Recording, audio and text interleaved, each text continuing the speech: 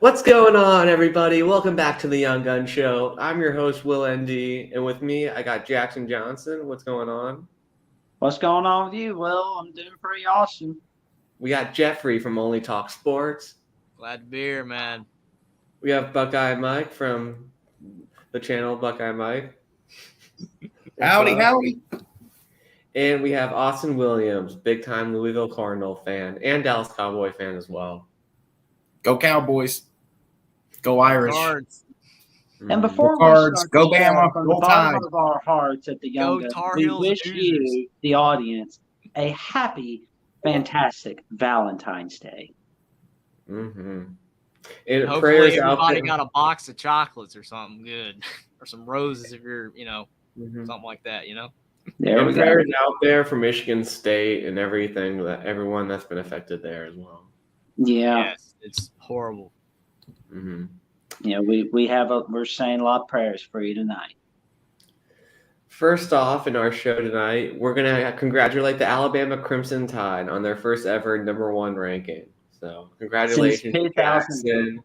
Well, it's pretty cool, but it's actually our second time in school history, and it's the Oh. first time since 2003 where we didn't have any Facebook, Twitter, YouTube, or Instagram. The dark. Yeah, and I was in the womb. Oh man! Wait, It's wait, pretty guys, hold awesome. Huh? What'd you say, Will? Alabama plays basketball?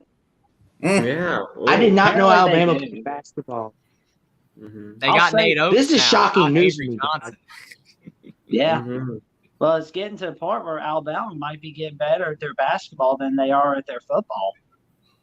It's all right with me at the moment. Mm-hmm. What does your dad think, Jeffrey? Well, I mean, he loves the fact that Alabama basketball is, great, and Brandon Miller's a stud, and Nate Oates is not going to Texas, hopefully, and Alabama's #1 in basketball. But still, it's Alabama football. You got to have them being at the top. But it is nice to see Alabama basketball playing. Well, I wanted Avery Johnson to work out, really badly when he was at Alabama. But when Colin Sexton that year, they didn't do well. It was over. But now, I mean, he's got a team, transfers and freshmen, just the right blend of everything, and they're really good. Mm-hmm. Yeah. All right. Well, moving on to our first game. It is the Crimson Tide taking on the Volunteers. Jackson. The funny thing about this game, Will, is that even though Alabama's lost to Gonzaga and Oklahoma and Connecticut, those three teams that have beaten Alabama have one thing in common: they've all collapsed. So I'll say this is kind of a win-win for Alabama because if they win, they're still #1. If they lose, it's imminent that we're going to see Tennessee collapse even more as the season goes on. So it's kind of a win-win for Alabama, so to speak. Mm-hmm. Jeffrey? I will say, not to cut anybody off, but to Jackson's point, that loss to Oklahoma is going to look bad on the resume. Since Oklahoma's not doing too hot now. Mm-hmm. What do you think about this one, Mike? Sorry about that. Basically, if you look at what Jackson just said about a team falling apart, and he did reference Tennessee falling apart further because they've kind of already collapsed a bit, losing their last two on buzzer beaters per se, but still Tennessee in the top 10, so it's not a massive collapse. UConn's hanging in there, so they haven't completely free fall. They're still hanging in there.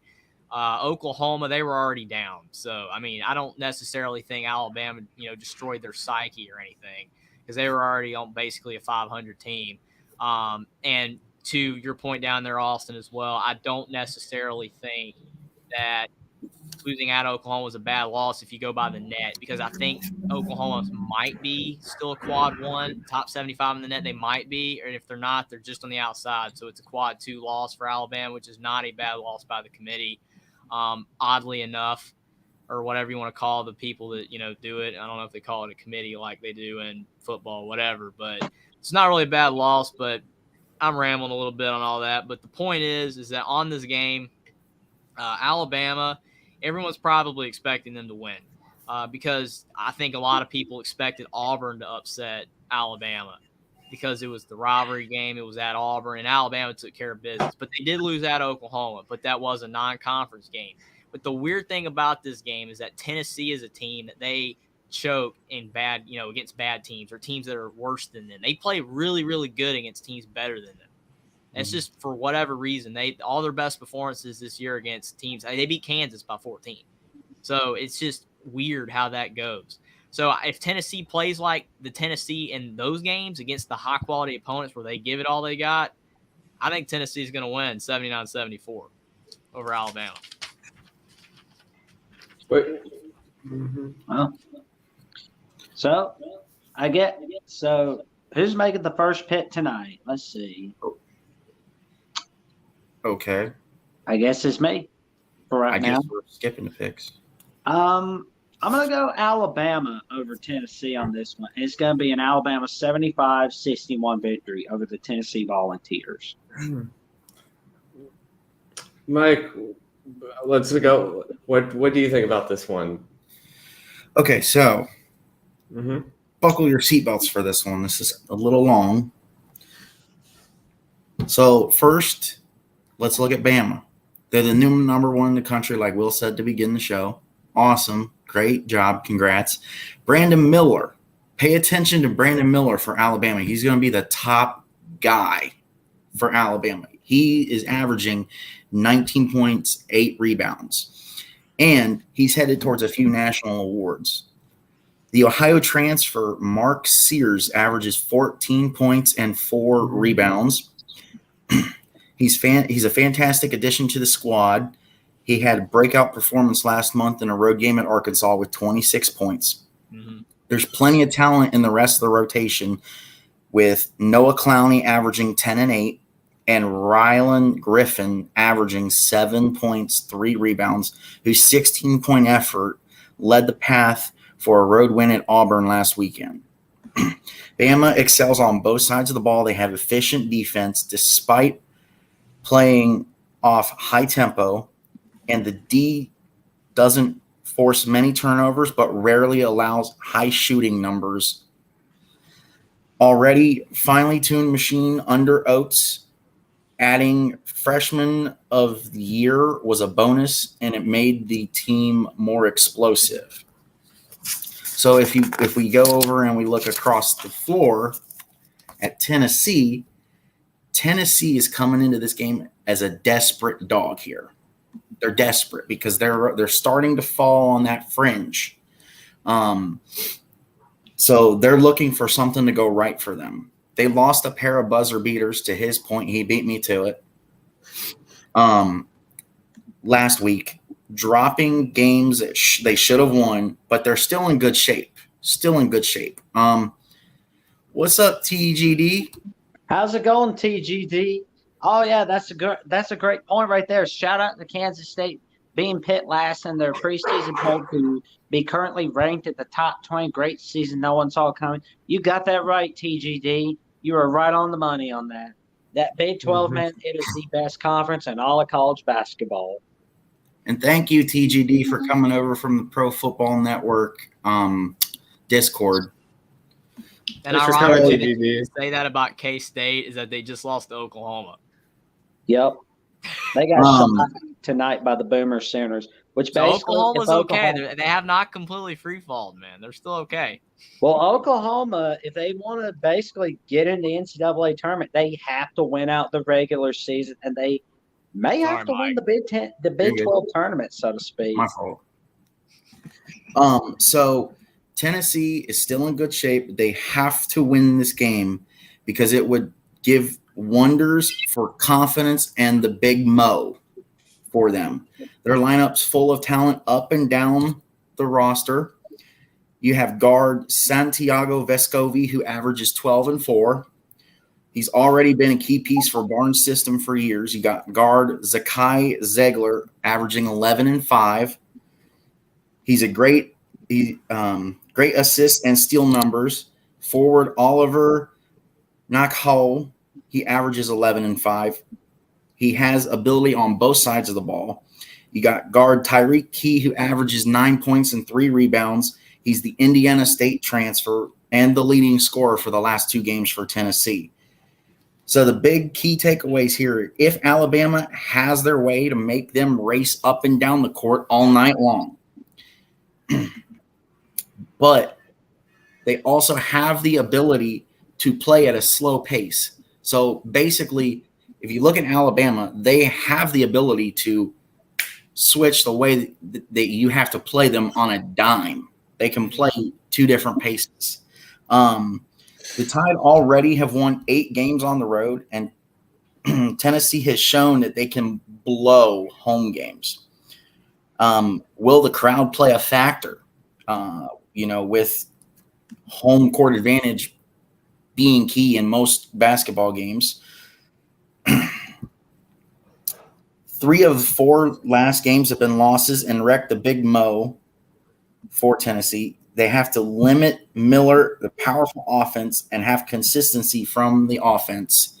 So, when a full breakdown like this, Alabama's coming off the high of being number 1 and everything else I just broke down.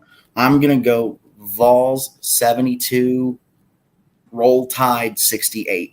Rocky Top, Tennessee. Rocky Top, Don't Tennessee. bleep for the whole state of Tennessee, the whole state of Alabama, whole state of Alabama, whole state of Alabama. What do you think, Austin?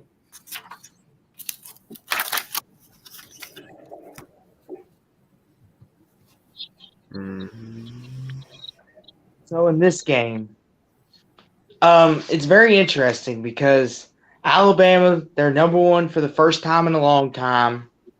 Congratulations to Alabama fans, including the man above me, Jackson, and Jeffrey, who's kind of sort of in that fan base. Congratulations, guys. Thanks. But anywho, this is interesting. Interesting because it is in Tennessee. That Tennessee rarely loses at home.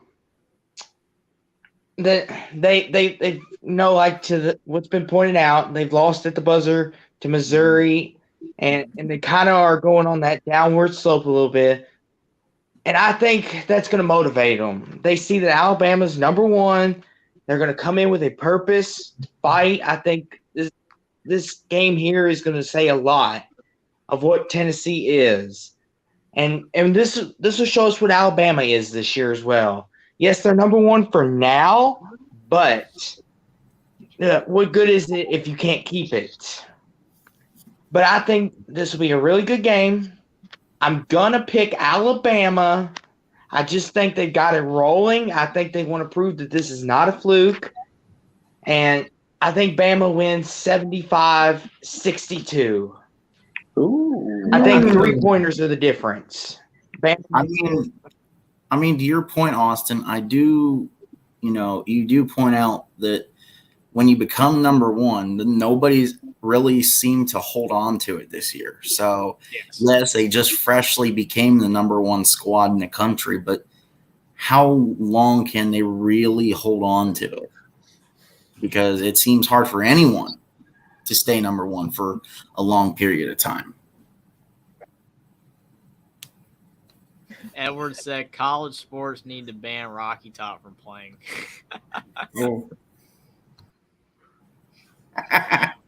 I think that the Vols are a wounded animal, and they played their best when they're playing good teams at home like they did against Texas, and I think they'll bring that. I think it'll be a classic. I think maybe this time they'll be on the winning end of a buzzer beater and win 71-68 over the Tide. But I think it'll be a classic game, and definitely a game I'll be keeping my eye on. I can't wait for it, man. It should be great. Ooh. What's your pick, Jeffrey? I picked Tennessee 79-74. I did it first. Like I said before, Tennessee's collapse is imminent if they beat Bama. Mm-hmm. And we're all set with our next game. The Xavier going up against Marquette. This was a great game at Xavier, and this time it's at Marquette. hopefully it will be another classic. Yeah. So Jackson's first. Okay. Well, I'm going to go with Marquette 68-60 on this one. Mm-hmm. Yeah, this game, I mean, you look at, both teams, Xavier's kind of slipping a bit. I mean, they're still playing really well, but Zach Freemantle's hurt, and that's kind of affected their depth and their ceiling of when they were playing, better basketball a couple weeks ago. And they're a much better home team. Both these teams are much better home teams. Marquette, I mean, they were on a roll, but they, stumbled recently. I think that the home court will be the difference. I'll take Marquette over Xavier 72-67.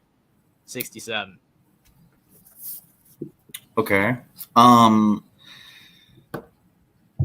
Marquette leads the series 55-27. Marquette's leaders are Cam Jones, averaging 15 points. Oso Igodoro, averaging 6 rebounds. Tyler Kolek, averaging 8 assists. Solely Brown for Xavier averages 16 and 5. And that would be 16 points, 5 assists. And Jack Nunge is averaging 8 rebounds a game. Zach Freemantle is the rebound leader on the team for Xavier, I believe. Unfortunately, he's out right now. Actually, I got news. He's supposed to be out till March, but he is expected to play in this game for some reason. Okay, well, I saw the report he was out till March. So if he's playing in this game, then that report was not telling the truth. Out till March that's 2-3 weeks away. Marquette's attempting a season split to force a tiebreaker for conference tournament standings for other than head-to-head. Marquette is half a game in front of Creighton and Xavier in the standings. A win gives them control of first place. Xavier's been in a funk lately, still an elite offense, just not maxing out like before, and they have a slightly worse defense. Oso passed D. Wade for 7th most blocks by Marquette Jr. Needs 3 more to get Luke Fisher and Dwayne Johnson, not Dwayne the Rock Johnson, for 5th. Yeah, the XFL guy. Cam tied for 6th most threes by a sophomore from Marquette. Need 2 to tie and 3 to pass Darius Johnson Odom and Anthony Peer in tie for 4th. So everything's leaning towards Marquette really needs to win this game. So give me Marquette 87-81. Mm-hmm. Yeah.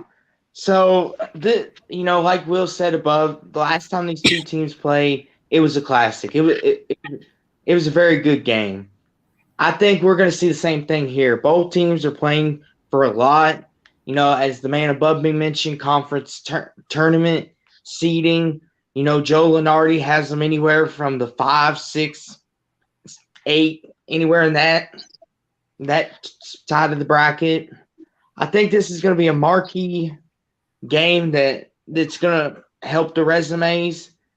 I think this will be really close. Marquette could shoot the 3. Xavier, they worry me because they turn the ball over a lot sometimes, and that's a little worrisome. But I think at the end of the day, I think since this is in Marquette, the home court advantage is going to be huge here. Mm-hmm. I think Marquette wins this game 81-63. I think they make a statement win. I'm going Marquette. All Edwards comment here. He says The Rock, what a great basketball player.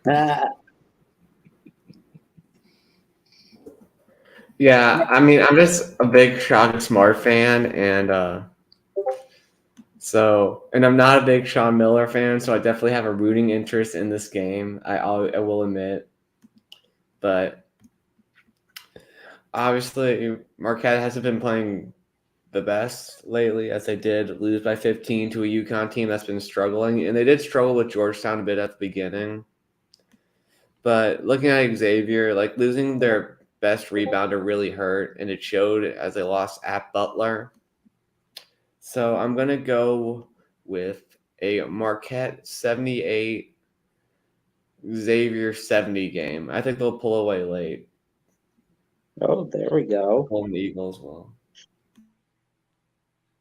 Ooh, we're all set with this next one. Northwestern and Indiana. Oh, Can they man. take down both teams from the Hoosier State? Let's see. Great year for the Wildcats already, though. Oh man, Northwestern was alive and amplified on Sunday. I know everybody talked about Super Bowl 57, but I tell you what, though, Northwestern getting their first ever win against number one in school history. You know, previously before they played Purdue, they were 0-18 against teams ranked number one all time. But then they got win number one against Purdue on Sunday afternoon. Knocked them out from the number one ranking. Thank you, Northwestern. Can they pull the magic again Wednesday night against Indiana? You know, I believe they can. Give me Northwestern 75-70. Okay, so I mean, this is an interesting game here because of the fact you've got a team, that just beat number one, like you said, for the first time ever. One of two things is going to happen. Either Northwestern's going to take lightning in the bottle and continue to play at a high level like they just did against Purdue. And keep in mind, two things. In that game against Purdue, they were down 8 with 3 to go. Northwestern was. They should have lost, but Purdue collapsed late. And Purdue is kind of in a funk right now. They're not playing as well. The freshman guards are kind of starting to play like freshman guards. Braden Smith, Fletcher Loyer. I think the Big Ten grind is starting to get to Purdue a little bit. So they're not playing as well. And again, Northwestern pulled it out at the end. They played like one of the top teams in college basketball in the last 4 minutes of that game. I mean, they couldn't miss, and they were just determined to win once Purdue let up on that game. But again, if Northwestern comes into this game and plays as hard as they did against Purdue, I agree. I do think Northwestern will win. But the other, opposite fact of that is that you have a letdown spot. You just beat number one, and then you have a letdown game. You're not going to play as well. Oh, we beat number one. We can beat Indiana, and we already beat them. Even though technically Indiana lost by 1 on their own floor because they didn't have Race Thompson or Xavier Johnson in that game, and Trace Jackson Davis was still hurt with his back, and things were not really going well for Indiana at that time. But they've since turned around, won 8 of their last 9 games. If Trace Jackson Davis can dominate the paint, which he should in this game because Northwestern doesn't have a center. I mean, Trace Jackson Davis even had a great game against Purdue. Even on Edey. He didn't, dominate Edey, but he still had a great game. Northwestern don't have a center that can stop him. And then all you need is the guard play. If Indiana's guard play, if Trey Galloway, Tamar Bates, and Jalen Hood-Schifino, because still probably no Xavier Johnson, if they can outperform Northwestern's guards, they should win this game. I'm going to take Indiana 72-66 over Northwestern. All right. Oh boy. So Northwestern did defeat Indiana 84-83 back on January 8th at Assembly Hall in Bloomington. And I believe the Hoosiers will be hungry for revenge this time around. Do note that Mike Woodson's Hoosiers have gone from 1-4 in Big Ten play to 9-5 in roughly 1 month. Led by who? Mostly on the back of my probably all-time favorite Indiana Hoosier basketball player, Tracy Jackson Davis, or TJD for short. And the finally coming out of the blue because he came off an injury, Jalen Hood-Schifino. The duo did earn Big Ten Player and Freshman of the Week on Monday, and Indiana moved up to number 14. Trace Jackson Davis is averaging 20, 11, and 4. In the sense of team breakdown, if you look, Indiana averages about 77 points a game. Northwestern averages about 68. If you look at a team breakdown, it leans Indiana just because of the points and there only being 5 categories. I mean, Indiana check marks for rebounds per game at 34 to 33. Assists, Indiana 16 to 13. Turnovers per game, actually, favors Northwestern at 10 to 12. And points per game allowed, it favors Northwestern at 62 to 67. So it's going to be a battle. And plus, Race Thompson and Logan Duncombe are expected to be out for Indiana. And Boo Buie that produced 26, 4, 3, 3, and 3 in 37 minutes in Sunday's 64 to 58 win. Robbie Beeren registered 0 points, 4 rebounds, 1 assist, and 1 steal in 19 minutes in the Purdue victory. So I do think it'll be close. It'll be tight. But I do think it leans towards Indiana in this one. I'm going to go Indiana 77 to 71. And I think it's really interesting when you pointed out, that Jalen Hood-Schifino and Trace Jackson Davis won, the Big Ten honors this week for, Player of the Week and Freshman of the Week. Jackson Davis is the first Big Ten player that's gotten 4 Big Ten Player of the Week awards in a row in history. No one's ever done that before. He's gotten the last 4. He's tied them with Zach Edey, but it still counts, even if you tie. He's the first to get 4 in a row, so I think that's insane. Definitely. Oh, I forgot. So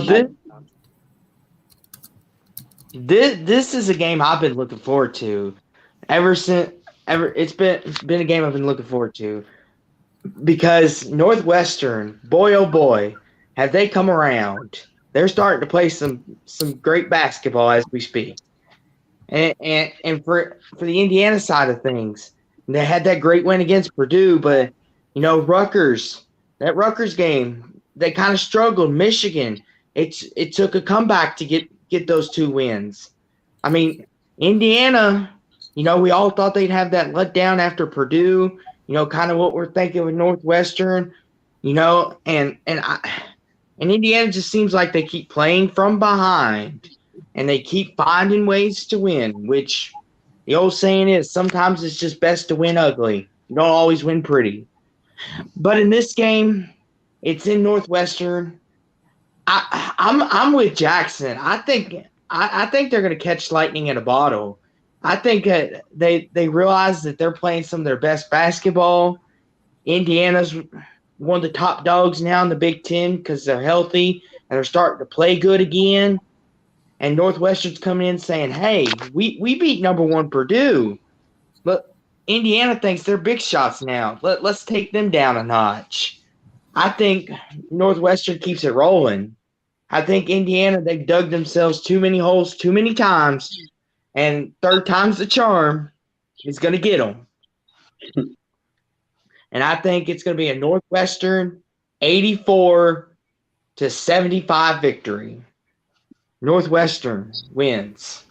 It's going to be one of the tougher ones to pick this week. I mean, Northwestern, they're coming off the huge win, but are they really that good? Or was it just a bit of a fluke? Because they've won 3 straight games, but they beat Wisconsin and Ohio State, who are both struggling this year. So this is going to be tough. And the Hoosiers have definitely more talent and have been playing well as of recently too. But they do struggle on the road, and they barely beat a bad Michigan team on the road. I'm going to go with my gut here. I think that the Wildcats are going to pull it off. 78 to 76. But it could go either way for sure. Well, before we get to our next, Sorry, Jeffrey. Cool, man. Don't matter. before we get to our next game, remember this, audience: if Northwestern beats Indiana tomorrow night, it will be a season sweep of Indiana for Northwestern. Big wins in the bubble for Northwestern right there. Jeffrey, you better make sure the brooms don't come out. Oh, man. Oh man, another big one in the Big 12. Yes, sir. Another Big State. 12 battle. It's the Frogs and the Cyclones. Iowa State's kind of funny though. On the road, they don't do so hot, but when they're at home, you'd think they were the number one team in all of college basketball. But they didn't show that the other night. They're kind of a funny team, but I do think Iowa State will win this one, 65-63. Mm-hmm. Yeah. This one, I mean, to your point, Jackson, Iowa State looked unstoppable at home, and then they lose to Oklahoma State at home, even though Oklahoma State's playing much better basketball lately. So that does put, a little bit of concern, on the Iowa State side. Can they take care of business at home in this game? But for me, I mean, the answer is pretty simple. TCU does not have Mike Miles right now, and they are falling apart. I mean, when your best player who averages 19 points per game is hurt, you're not going to be as good. And TCU's trying. They're doing everything they can, but they just cannot win games. They collapsed at the end of the Baylor game at home on Saturday. If Mike Miles is playing, they don't lose that game. But he's not going to be back, so I think that Iowa State is going to win this one 75-64. So, I got a question for you guys. Uh-oh, what's the question? Do you know which Power 5 team has used the most unique starting lineups this season? Ooh, I'm curious. The TCU Horned Frogs. Now, it's mostly due to various injuries through the year, but Coach Jamie Dixon's been forced to start a total of 13 unique combinations in his starting lineup. Most disappointing for the Frogs has been the quality of player, often forced to simply watch from the sidelines. TCU's gone in stints without their two leading scorers, Mike Miles and Damian Baugh, and also their leading rebounder in Eddie Lampkin. When fully healthy, TCU may just be as good as any team in the country. Proof of that claim came when the fully equipped Horned Frogs beat Kansas at the Fog and Oklahoma at home by a combined 50 points. Dixon's preferred starting five lasted only a couple of minutes into the team's next contest against Mississippi State before Miles suffered a scary-looking knee injury. Having avoided major injuries, Miles and Lampkin returned to practice in full today for the first time together since that game. TCU fans won't be surprised to hear that the full roster wasn't able to practice, however. Baugh is questionable to play against Iowa State with what team doctors are calling a, quote, lower body ailment. Baugh's potential absence is a large factor in handicapping this game. The Frogs will certainly want as much of their offensive weaponry available as possible against a tough defensive unit on the road in Ames, Iowa. Now, with Iowa State, so until recently, until their recent string of disappointing efforts, Iowa State's been following up its run to the Sweet 16 last year with another year of impressive play under Coach TJ Otzelberger.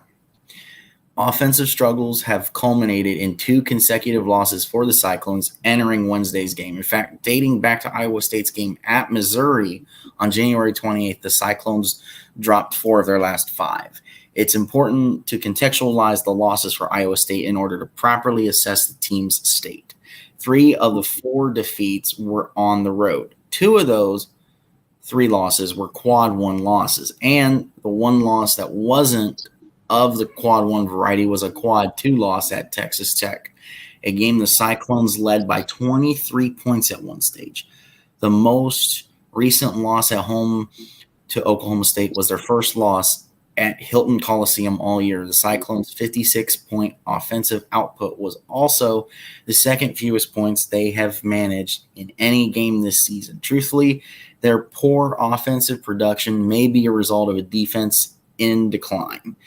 The Iowa State defense allowed an average of only 61 points a game this season, but in their 3 recent road losses, the Cyclones have allowed more than 75 points in each of their 3 opponents. A struggling defense has led to fewer steals and rebounds, which often lead to easy transition buckets. I'd expect the defensive intensity to be there for the Cyclones on Wednesday for a multitude of reasons. The situation for Iowa State calls for a sense of urgency and heightened defensive intensity. A raucous home crowd in Ames always helps the Cyclones defense to make the opponent uncomfortable, and potential absence of ball would necessitate either a ton of minutes for a hobbled Miles or increased minutes for a Frogs reserve guard. So, with the line being what it is, and it's sitting at -4 in favor of Iowa State, I'm going to go with the Cyclones in this one. I'm going to say 73-69 Cyclones. Yeah, on this game, Mike Miles being missing is a key piece missing for the Horned Frogs.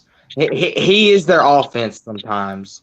You know, the first game he missed was against West Virginia. West Virginia, they're up and down, comes and goes. And I picked West Virginia because I thought there might be an upset on the horizon, just for that fact. But no, they were over to overcome that.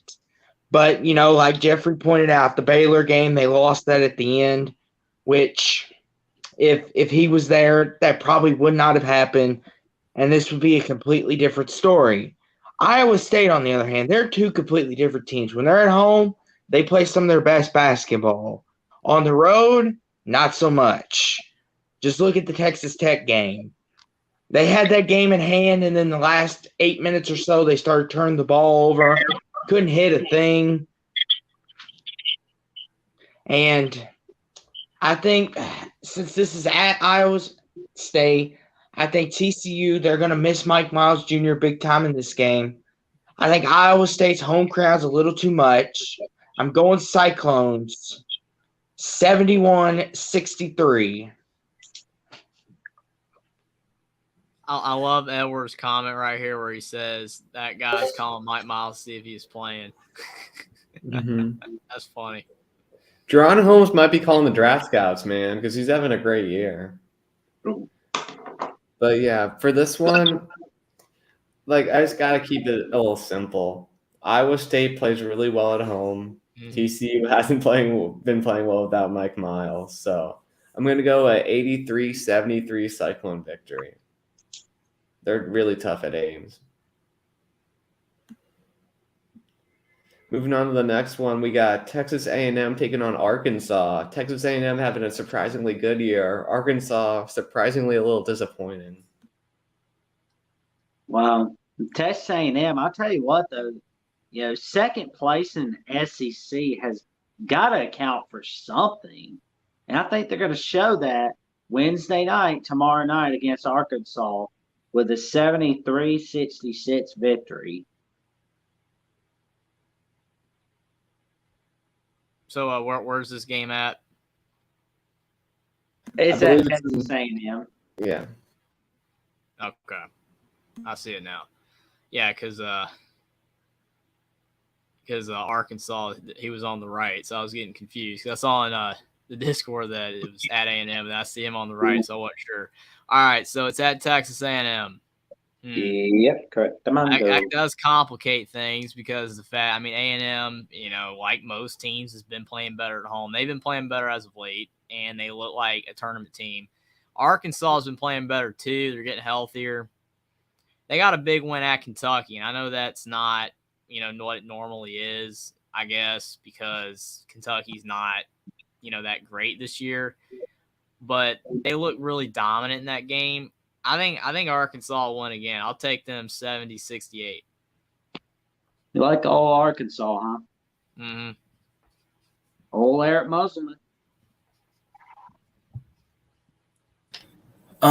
So, all right. So Texas A&M is coming into its final stretch of the regular season with just 6 games remaining in SEC play at 18-7 and 10-2 in the SEC, and with some of their toughest matchups left on the docket. A visit from the Arkansas Razorbacks coming in at 17-8 and 6-6 in the SEC, just the first obstacle in their way to not only earning an NCAA tournament bid, but becoming one of the more feared opponents heading into March. On Wednesday night, Arkansas is coming into Reed Arena after a disappointing home loss to the surging Bulldogs of Mississippi State while sitting in the middle of the SEC at 6-6, most likely needing to finish at 500 or better in order to safely secure a spot in the tournament. But as we've seen in the past couple of weeks in conference play, no one is safe. Despite their Alabama. Despite their underwhelming performance against the Bulldogs, the Razorbacks have won 3 of the last 5, yes, technically, unless you're Alabama, including an 88-73 win against Kentucky at Rupp Arena on February 7th. Holy cow, somebody actually beat Kentucky for once. The scoring trio consisting of junior guard Ricky Council, averaging 17 points a game, freshman guard Anthony Black, averaging 13 points a game, and junior guard Devontae Davis, averaging 11 points a game, is still as intimidating as ever to game plan for. Buzz Williams knows all too well after all 3 recorded double digits scoring efforts in their first meeting. As a team, Arkansas is averaging 75 points a game, 36 rebounds, 70% from the free throw line, an impressive 48% from the field, but only 30% from three-point range. Worse than the Aggies, 33% from deep in comparison. A&M is averaging 75 points a game, 37 rebounds, 75% from the free throw line, and shooting 45% from the field, and a slightly better 33% from deep. Defending the perimeter is a must for the Aggies if they want to avoid a repeat of last month's loss. One of the few areas the team has struggled with in SEC play, even with their 10 wins. Offensively, Wade Taylor IV has been predominant playmaker as of late, but I believe that this will be another inside game with an emphasis on rebounding and scoring at the rim, whether it's a healthy mixture of Julius Marble and Henry Coleman in the low post or Tracy Radford slashing to the basket to set up outside shooting looks. The Aggies are in the midst of a 3-game win streak after handily defeating LSU by a mere 12 points, 74-62 on Saturday night, and do possess home court advantage this time around while looking for revenge against the team that embarrassed them defensively for much of their January 31st meeting. However, knowing that the Razorbacks will be in full desperation mode to earn what would amount to a quad 1 victory for their tournament resume gives this the feeling of a neutral court showdown against 2 hungry programs. I'm going to lean towards A&M in this one. So I'm going to go Texas A&M 72, Arkansas 64. I think it'll be close, but the perimeter game is what's going to be the key. There you go. Buzz Lightyear Williams to the rescue. But anywho, this will be a fun game, I believe. Arkansas, they're a defensive team. They've always been that kind of team that plays some defense. A&M, they could shoot. They can shoot the 3. They're a good transition team. But can they defend the perimeter like Arkansas can? I don't think so. And I think Arkansas, they're going to force A&M into some pressure shots, and it's going to lead to some fast break layups, probably some transition 3s. I think the Hogs are just going to swarm the Aggies. They realize this is March. We're getting close to March, and this is when Arkansas begins to kick it in and they begin their run. And I think Arkansas wins this game off of turnovers. I think they win it 73-54. I think they run them over. Pig suey. Oh man. Do you guys remember when Tyrese Radford for A&M was on that Virginia Tech Sweet 16 team? Man, that's crazy how he just hopped over with Buzz Williams and is still playing with the Aggies. So, but yeah, I mean, I think Arkansas is really hungry and they're playing better. But I feel like this is a rivalry game. They lost the first one pretty bad. They're going to want revenge. The Aggies will. So I'm going to go 80-74 Aggies to win. Nice. Mm-hmm. We got another test for Purdue in this one. See if they can keep bouncing back from that loss in Assembly Hall.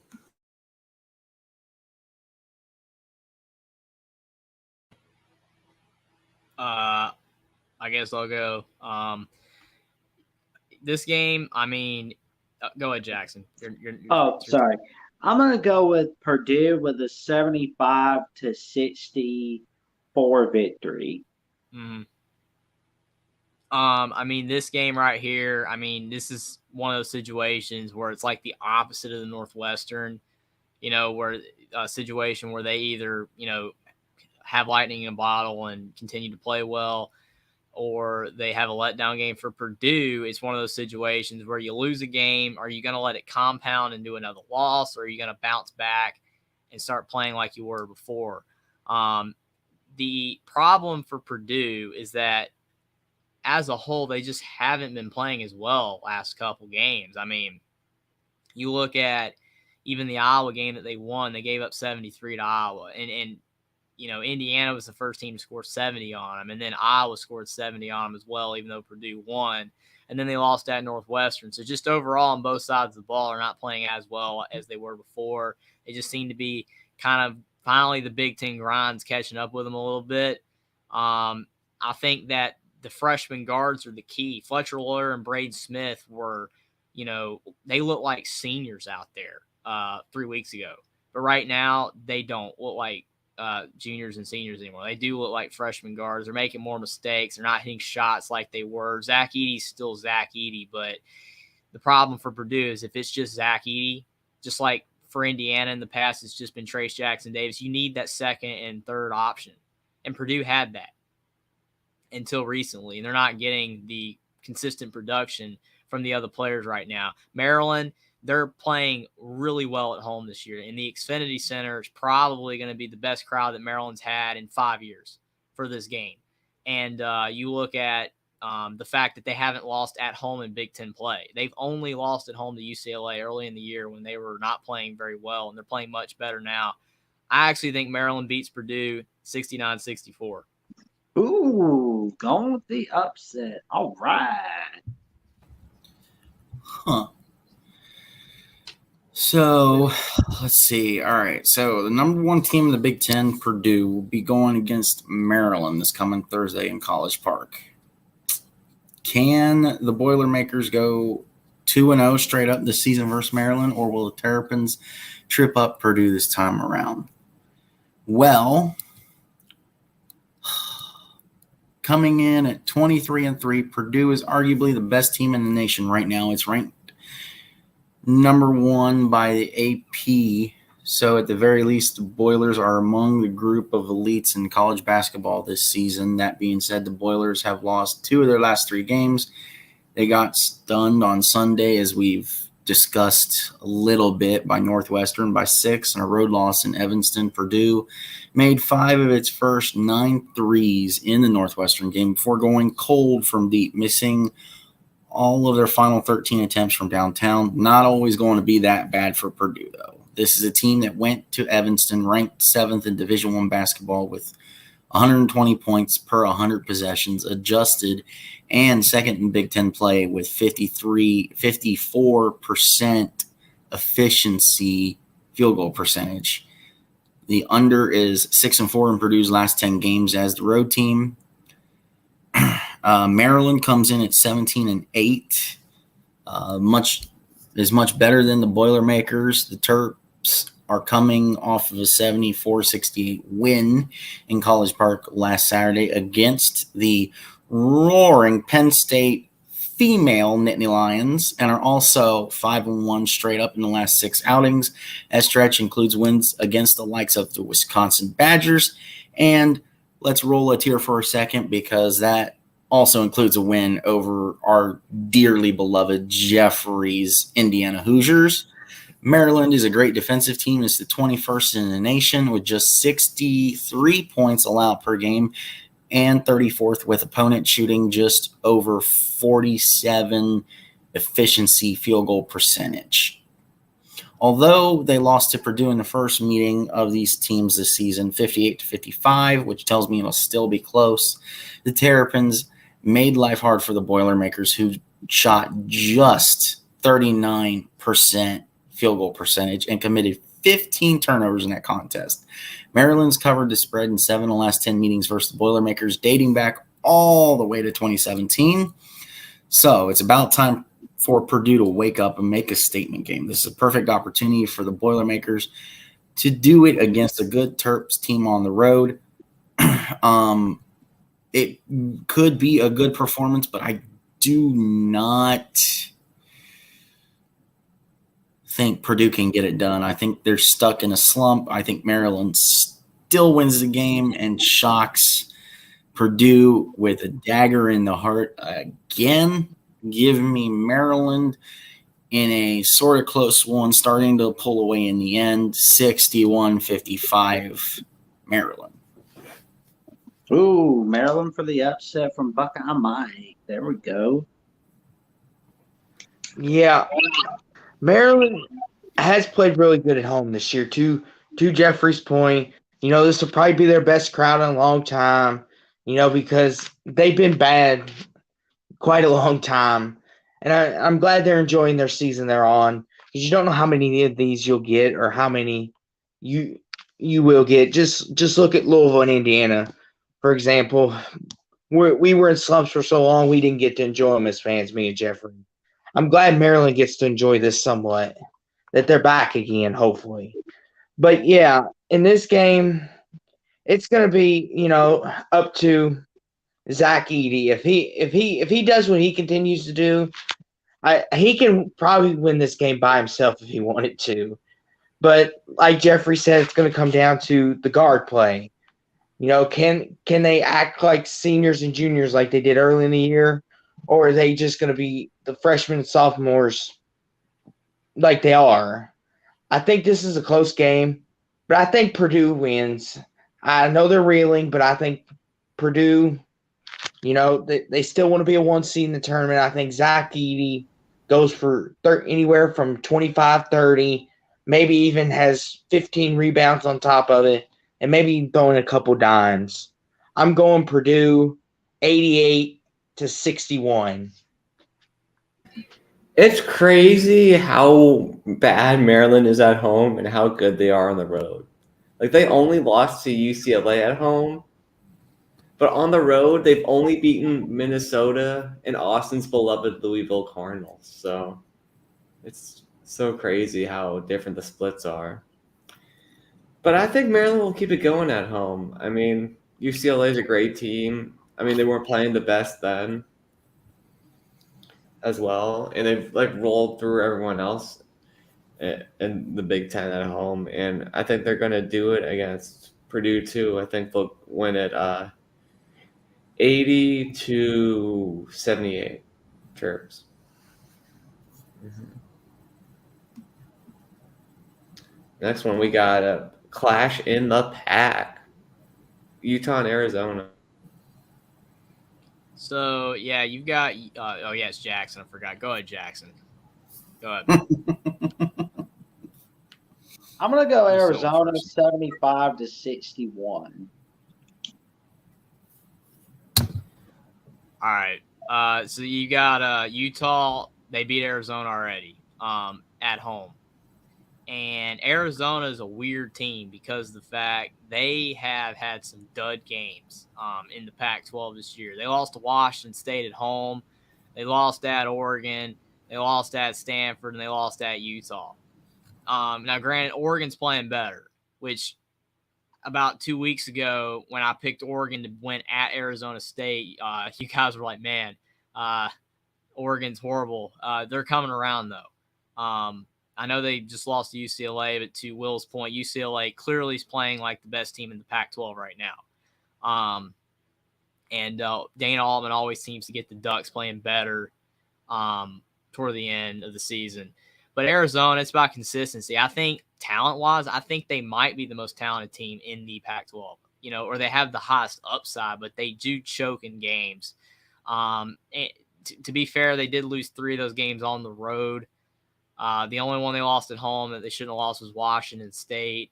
I could definitely see Utah winning this game, but I will try to give Arizona the benefit of the doubt. I'll take Arizona 70-67.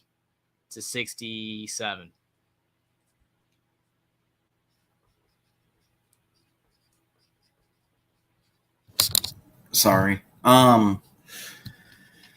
So, I mean this in a full jokingly manner, but I don't really know how many eyes are going to be on this game just because it's going to be on Pac-12 Network.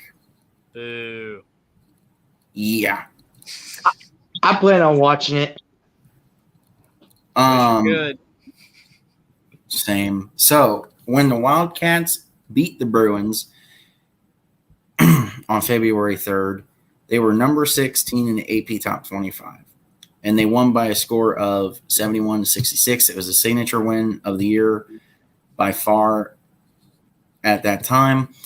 When facing quad one opponents, Arizona is 3-5, so 0.375%, which is tied for the 39th most victories. Against quad two opponents, Arizona is 6-1 with 0.857 percentage, which is tied for 7th most victories. The Wildcats have tied for the 9th most quad 3 victories in the nation with 7. Arizona's best wins are 75-54 over Baylor on December 18th, 81-75 on the road over USC on February 5th, 79-71 at home over Oregon on January 8th, 72-69 at home over Oregon State on January 6th, and 61-54 at home over Washington on January 27th. Performance insights for Arizona. Wildcats have outscored opponents by 12 points per game, scoring 76 points per game, which ranks 35th in college basketball, while giving up 64 per contest, which ranks 177 in college basketball, and have a plus 294 scoring differential overall. Offensively, Arizona is posting 70.8 points per game this season in conference tilts to compare to its overall 76 points per game is 5.2 points per game higher. Wildcats put up 77.5 points per game while playing at home compared to 73.7 per game away from home, a difference of 3.8 points per contest. At home, Arizona is ceding 3.6 fewer points per game, 63.2, than in away games, 66.8. The Wildcats have been racking up 71.5 points per contest in their last 10 times on the court, an average that's a little lower than the 76 they've scored over the course of the campaign of the season. And it's very, very bad look for Arizona. Utah overall has a better look on offense and on defense. I am actually going to go with Utah to pull off the win here. I'm going to say Utah 71-68. Oh man, that's pretty cool. Going with the upset. Yeah, Texas A&M Arkansas is pretty awesome. And Indiana and Northwestern. I think he's more talking about he talked about betting stuff last time, so he's probably talking about that. Oh, you want to go for one? Go for. We're obviously not professionals, but I just picked Tennessee over Bama. So I have a disclosure to make. Mm-hmm. I didn't bet any penny on anything. I was trying to get back in some good graces when I said that. I like moneyline Northwestern over Indiana. I know Jeffrey won't like that, but I think there's some. But I think it's a good. Hey man, Trace Jackson Davis is just gonna have to go out there and act like Zach Edey, man. He can do it. Yeah. And also, Louisville plays Virginia tomorrow. Mm-hmm. You could take that one too, whatever the line is. If it's 20, It's take UVA it. minus 17. Hey, Louisville only lost to Miami by like 7 or 8. I mean, that was an improvement. Like Edward said earlier, they didn't turn the ball over so much. They might have actually won. Yeah, L. Ellis had a heck of a game. But that's not the task at hand. We're getting off track. We don't need to talk about Bird with teeth right now. Love him to death, but that's not the topic. Anywho, hey, we're just trying to give Bird with teeth some love, man. You're back. Love, man. Love. Anywho, back to teams that matter at the moment. Oh Lord. Anywho, we done gone off the rails. Mm-hmm. It's all right. So Utah, Arizona. This is going to be a good game. You know, it is on the Pac-12 network, which I will be watching because I have family members who are Utah fans. But you know, this game the first time was really good, and you know, not a lot of people expected a lot from Utah this year because Utah ain't really a basketball school. They've been more of the football school. And Arizona, they're the opposite. They're the basketball school. They're supposed to kill Utah. No, let me rephrase that. Not kill, run them over. The nicer way to put it. But Utah actually beat them this year because Utah. Well, the non-getting blocked way to put it. Clothesline. Yes, clothesline. Thank you, gentlemen. But Utah, they come around in basketball. Like Buckeye Mike said, their offense and defense has improved tremendously. And from what I've seen of Utah basketball, I think if they can get some recruit classes and they're in the Pac-12, you know, USC and UCLA are leaving. Who knows? Maybe in a couple years they have a full takeover.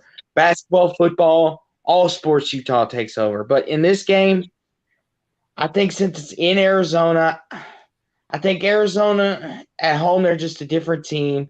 I want Utah to win, but I'm going to take Arizona 71-70. They win at the buzzer.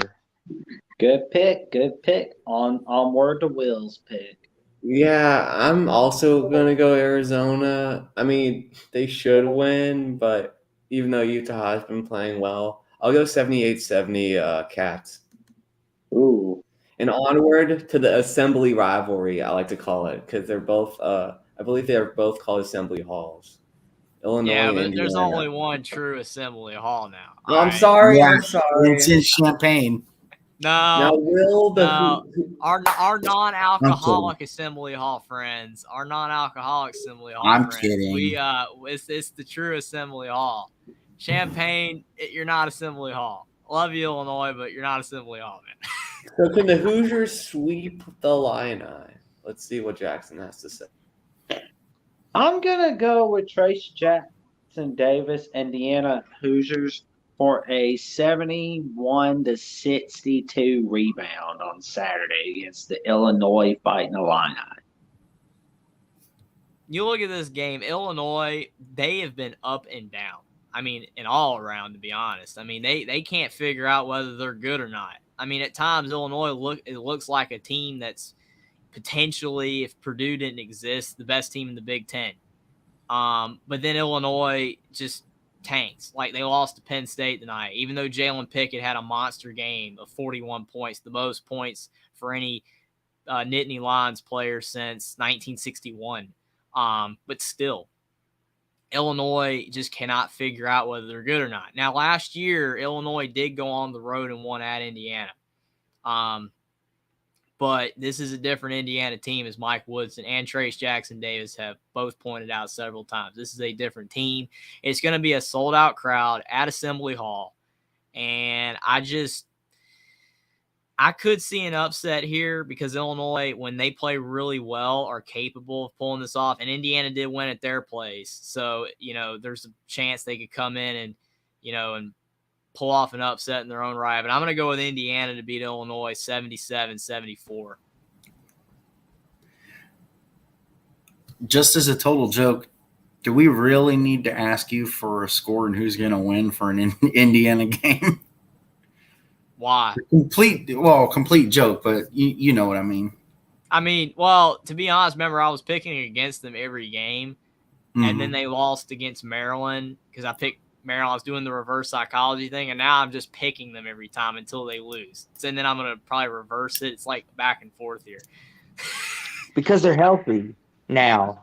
As previous, Jeffrey, they weren't healthy. Well, I mean, and to your point and my point, when I was the savior for Indiana to begin with, the man on screen wearing the Indiana jersey that you can hardly tell it's Indiana, but if you watch enough, you know it's him, is the reason Indiana is actually good. Yes. He has defined Indiana basketball, and he has made Indiana basketball relevant again. I think we can agree on that. Mm-hmm. So if we look at this game itself, you got Illinois, which will try to continue their climb in the Big Ten standings, hosting Indiana on Thursday. Illinois rattled off 4 consecutive wins, including a 78-60 smash throttling at Minnesota on Monday. Indiana snapped a 3-game losing skid with a 63-45 beatdown over then number 18 Wisconsin on Saturday. Oh shoot! I have actually seeing that now. I hope this is the right one. No, it's not. Never mind. I see my mistake now.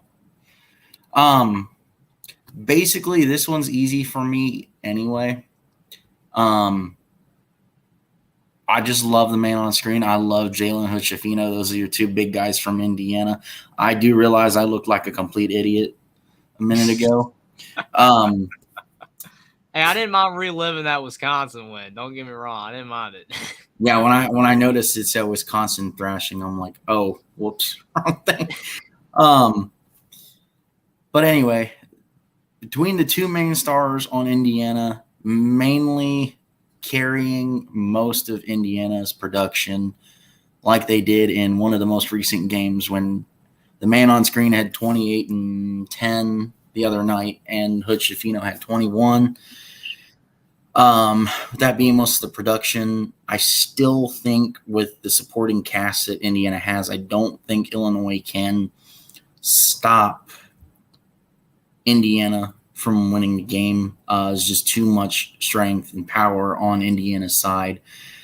As far as I know, personally, Illinois is basically built with a bunch of who are you people. There's not really anyone that really stands out that I'm aware of. But there could be. You're the all-knowing college basketball dude, so Matthew Mayer, who's on screen, the transfer from Baylor, he's had big games, but he's inconsistent. Terrence Shannon, the transfer from Texas Tech, he has good games, but he's inconsistent. That's the issue. They have players. They've underachieved. Their players haven't played up to snuff. They got a lot of hype players before the year, and they haven't been that good. Scott Clark left. Dane Danger, he's been transferred from Baylor. He's been decent, but again, inconsistencies. So basically, there are the names there for Illinois. They're just inconsistent, and the players don't show up. Mm-hmm. So they're not as reliable as Indiana, in my opinion, even with the big stars being the 2. So I'm just going to go Indiana 77-64. 69. Ha 69. And to your point, real quick, I know we got to, speed it up, but with Trace Jackson Davis, I think what's going to be more symbolic of his, basically in the future with Indiana, because, I mean, he could be gone after this year. It's not just what he did for Indiana as a player, but potentially what he could have possibly have done for the program in the future, because, like you said, Indiana is relevant again. And there is a good chance, there's a lot of really good players that are considering Indiana now in the high school ranks, and you could possibly get some good portal players. And this would have never happened without Trace Jackson Davis and Mike Woodson. So, I mean, to me, that's the bigger thing, is that if Indiana's good consistently from now on in the future, you got him to thank, because he turned the program around. Must be nice, Jeffrey, over there in Indiana land. I digress over here in Cardinal land. Anywho, back to the point at hand. So Illinois, Indiana, in Assembly Hall, the famous arena, the one everyone comes to pays and sees. This is going to be a good game.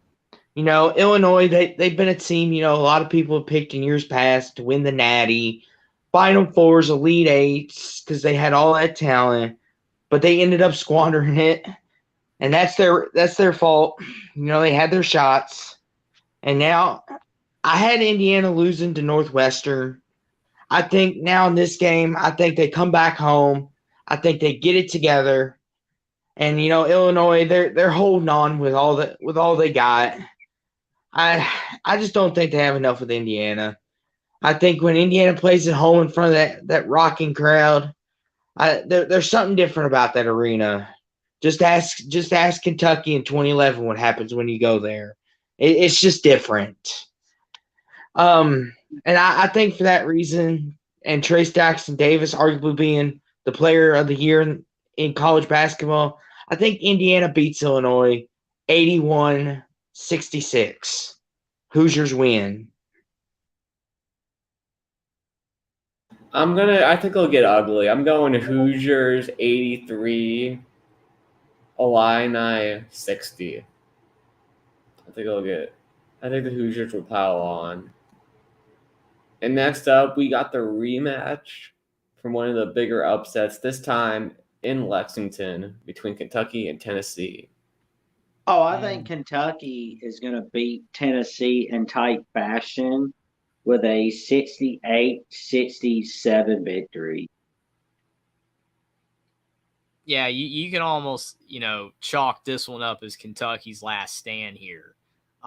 They got to win this game. If you want to be a tournament team, you have to win this game, because you don't have any quality wins at all, except the win at Tennessee. That's it. Like, you look at their resume, and that is it. They beat Michigan, but Michigan hasn't been very good. So that's literally their entire resume of quality wins. And, basing off of that, I picked Tennessee to beat Bama, then that's going to boost Tennessee back up. And potentially it could be a letdown game here. And it's on the road. Tennessee has struggled on the road for the most part. Kentucky, though, has not been as good at Rupp as they've been in the past. They've lost games. I mean, they lost to South Carolina, man. South Carolina beat them. Arkansas beat them. Kansas beat them. I mean, they're penetrable at home. Like, this is not like Indiana or, even Duke, for the most part, like not losing at home, for the most part. Even Duke doesn't really lose at home much, even this season. It's like, I just think that overall, the home crowd has to be the difference, and you got to win the home games if you're going to be a tournament team. Like in the Power Five, especially when you're in the SEC and the Big Ten, if you win all your home games in conference, you usually make the tournament because that's 10 games. If you're in a 20, conference, game, whatever, like the Big Ten, they play 20 games. If you win your 10 home games, usually you get it. I think maybe the SEC still plays 18, so 9 and then 1 road game. So Kentucky has that road game, but the problem is they've lost the home games. So they have to get this game. It is imperative that they win this game. And I picked Kentucky to beat Kansas, and they lost. I did pick Arkansas to beat Kentucky, and Arkansas did win. I'm riding the Hogs right now, but I don't trust Tennessee, so I will take Kentucky 69-65, but they have to win this game if they want to make the tournament. For sure. To your point, Jeffrey, we've done this once before. This is kind of a, I don't mean this in a negative way, but for your thinking perspective, this is a bad game to pick right now just because we don't know the outcome of Tennessee, Alabama. Mm-hmm. Because the pick for this game really lays on Alabama, Tennessee. Mm-hmm. To really have an idea of who will win this game. Not a bad game to pick. I'm just saying, again, not trying to be negative about it. But I say it because of my next words. Let's say if Tennessee wins against Alabama, mm-hmm. you now have both teams who are fighting for their lives still. Tennessee has a leg up because they beat Alabama, if they do, which makes it an even dog versus dog style of match, not really having an edge of it meaning more for one or the other. It just means more, though, it's the SEC. Oh, yeah. That league is God itself almighty. And that's football, guys. The only thing that sports people care about.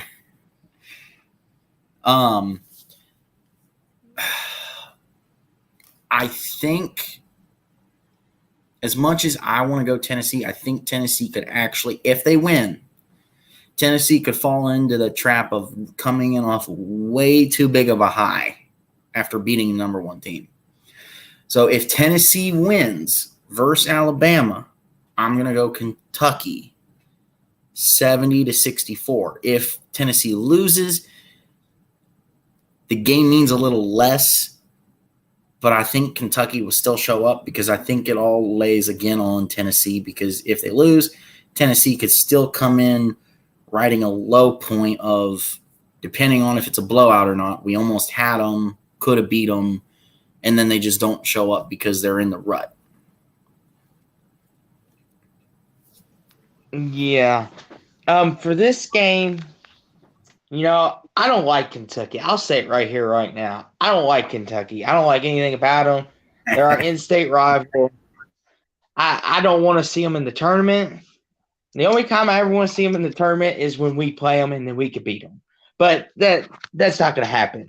But in this game, I'll try to keep my bias aside. But in this game here, it all depends on Alabama, like the two above me said. If they beat Alabama, then we could see Kentucky. They're already going to have all their chips in the middle of the table. This is, like Jeffrey said, almost the last stand time. A lot of teams are getting to that point now.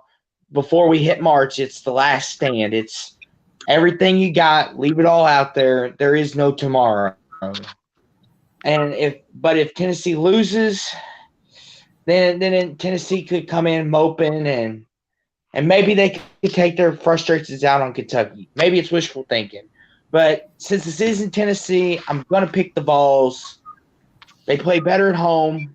I'm going to pick the Vols 63-57. I'm gonna lean Vols to pull it out to avoid the sweep. 77-60. I will say if Tennessee does lose, to Alabama and then lose to Kentucky, they're still only on a 4-game losing streak. Yeah, you could basically at that point count them out of the tournament for sure. Maybe in an IT bid, but oh, you talking about Tennessee? Yeah. No, they're gonna make tournament. No, yeah, they're ranked. They're gonna make tournament. Like the top 4 seed right now. Mm-hmm. They're number 10 in the country. Yeah, they're good. They're good. Kentucky's the one that's like on ice. Tennessee's fine. I mean, what's their record right now? I mean, they're like 19-6, 18-19-6. So they'd have to lose every game if they were even to potentially miss a tournament. Well, thank you. Now I don't feel so stupid for making my last comment because you didn't even know offhand. I think They're 19-6. 19-6. I was, yeah. Well, this is a big one in the Big 12 for sure. The Jayhawks and the Bears. Is that Baylor? You can't even tell. Yeah, he's dunking it. Yeah. Mm-hmm. Sorry. You should have maybe got a better angle. Yeah. Yeah. Okay. So this game's at Kansas, right? Let's see. I thought it was at Baylor. Who's it at? I'm getting confused with all the pictures are sometimes not matching up with where they're. If you go by the way he's been doing the pictures, Baylor's at home because he's been putting the home team on the right. So he's basically been doing it the way you would read it off of like ESPN graphic. It's at Kansas. Oh, Will. That's what I'm saying. I was rushing. They already played, and they lost at Baylor. Yeah, my mistake. Lost at Baylor. But yeah, so I just want to get that right. So we got a date at Fog Allen. So yeah, I mean Kansas has been interesting. Like at home, they haven't really been dominant at times. Where like they've barely won, and obviously TCU destroyed them.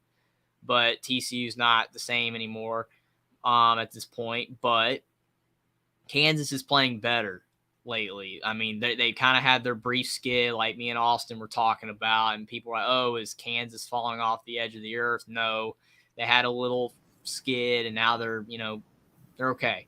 They're playing a lot better. And they beat Texas on Big Monday. So I think they're doing just fine. I think that Baylor is rock solid. They've been playing so much better lately. I mean, they're like 19-6 right now as well, just like Tennessee, and Baylor was 10-5 at one point. So they've won 9 of their last 10 games. But I'm going to go with Kansas because it's at home and they're playing really well right now. 80-79. I think this will be close. Oh, I'm going to go with a Baylor victory, 75-71 on the road. Buckeye Mike, your pick. I think Kansas has a lot to prove. And, they were coming out of a first half scare that Jackson and I were going back and forth on last weekend when they played Oklahoma, because Oklahoma looked like at the time through the first half they were going to take them down to the wire. Then they came out of half, and Kansas was just like, nope, we're going to Kansas City versus Philadelphia you. Yeah, that was so funny. I saw y'all's comments where it was like, oh, man, it looks like Oklahoma might get an upset. And then they just Kansas clotheslined them in the second half. It was sad for the Sooners. But the Sooners, beat K-State. So, hey, everything's good. 13-13. Everything's all right. I mean, I think Baylor is on another level compared to Oklahoma. So I think Baylor can definitely make it close. It is at Kansas, like we determined and looked silly determining on live. Yeah, I'd pull it up. I couldn't remember. And then I remembered after the fact that I remembered. Home court advantage at Kansas is usually really important and favors Kansas a lot of the times. So I'm going to go Kansas 74, Baylor 73. Bill Self's got like an 89% win percentage at home. I mean, that's insane. Yeah. Something like crazy like that. Mm-hmm. Yeah, this right here's got impact on the Big 12 tournament seeding because they're both 9-4 in Big 12 play as we speak today. And Kansas, a lot of people thought Kansas ran this, but they don't anymore. Baylor's here now, and the Big 12's better as a whole. But in this game, it is in Allen Fieldhouse. It is in the fog. This is one of the toughest places to play. Not many teams can go in there and say they've beaten Kansas. Not many. There's a few, but very rarely do many make it out of there. And I think Baylor, they're a really good defensive team. They're finally making their shots and playing some good defense, great defense. But I just think Kansas has got too much. And that home crowd, I think it's going to be too much. I'm going Kansas 79-74. I'm going Jayhawks. Should I go with the bare necessities? That is the question. Should I go with the bare necessities? Well, Kansas usually does well at home, but I feel like a lot of the time they've been playing teams close at home. And they also had that stinker against TCU. That was crazy. No one expected to get that game to go like Miles, that. Man. Mike Miles, he's a difference maker and he's hurt now. I'm gonna go with the Bears, 77-71. There you go. In a close one. I mean, like I know we're picking games, but real quick, like with TCU, if Mike Miles returns and then they light it up again, I mean, it's one of those situations where you wish there was an exception to the seeding. You know, where like if TCU like ends up being like a 7 or 8 seed in the tournament because they lost all these games, but with Mike Miles and the way they were playing before, they were a top 3 or 4 seed, and that's what's frustrating. Like they're not going to be that now, even if he returns and they're playing much better again. But the way they were playing before, they should be a top 3 or 4 seed. It's frustrating. That should be like the only time that you wish the team was seated higher.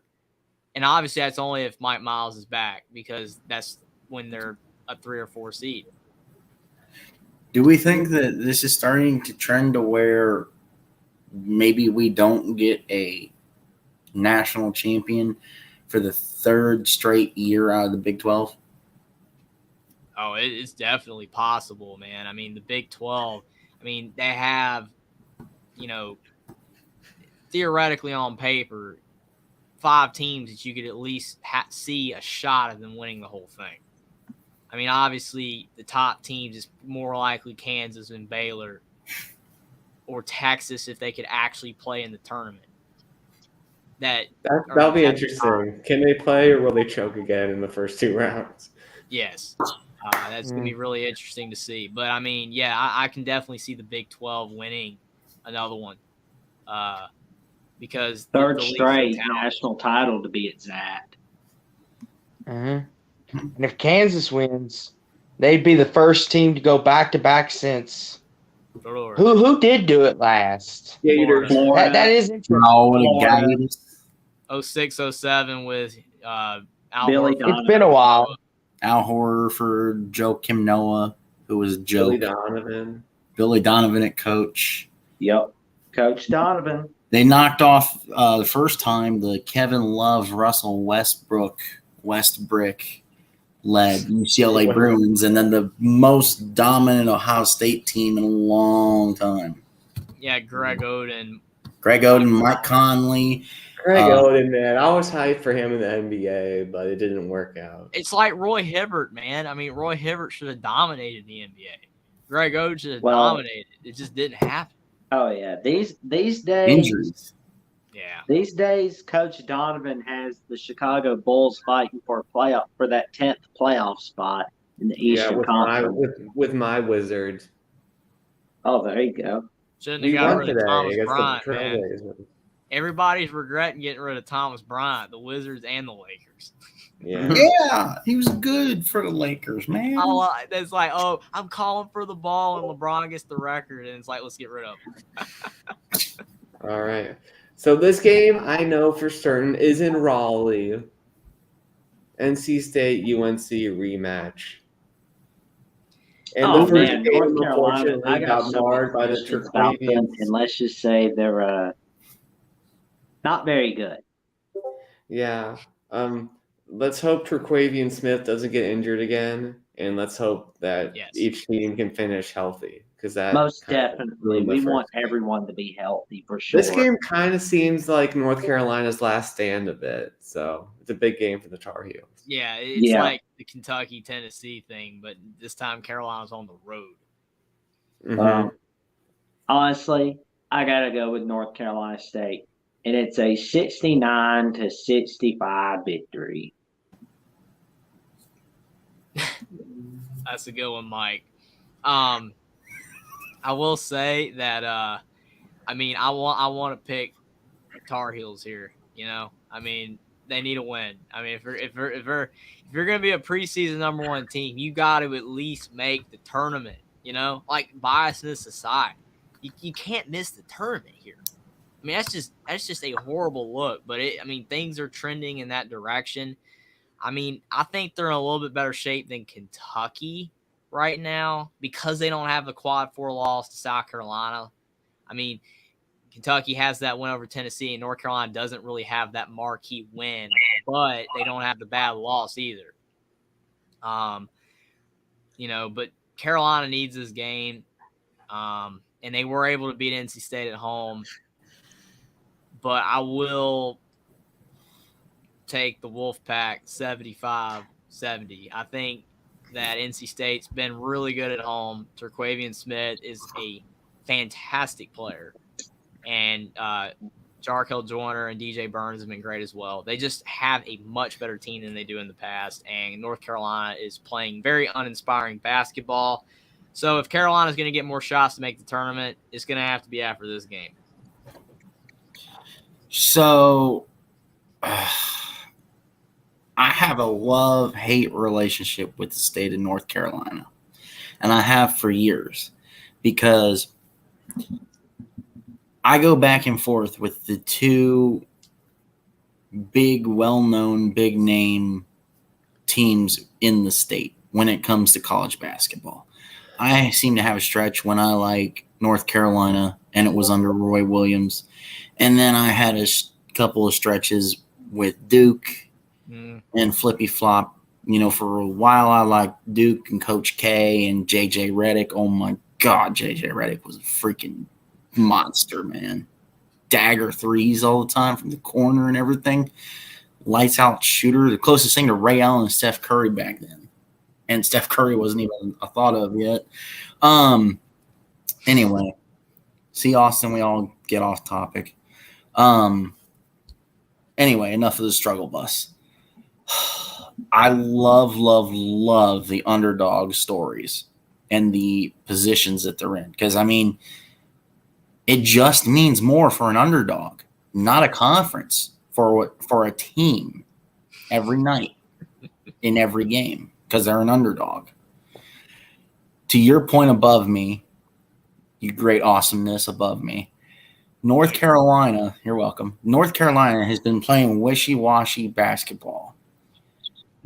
NC State has been steady with consistency, whereas it's more not North Carolina playing like that. I think North Carolina wants to come out, get an important quad 1 or quad 2 win wherever NC State lies in that, and just punch little brother in the mouth. So I'm going to say North Carolina hits a dagger 3 from the corner and upsets NC State 79-78. I can see it. Yeah. Jeffrey, you can relate to me on this one.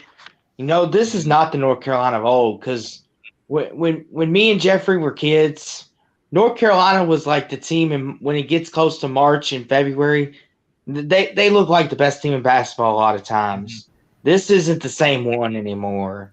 This is far from it. Same with Duke.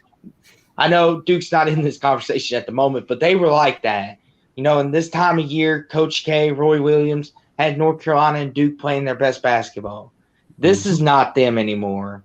And NC State, they could shoot the 3 really well. But, to Jeffrey's point and Buckeye Mike's point, this is the last stand.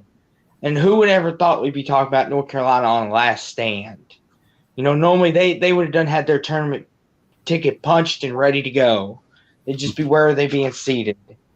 I think this is got to have a game both ways because NC State's coming off the bad loss.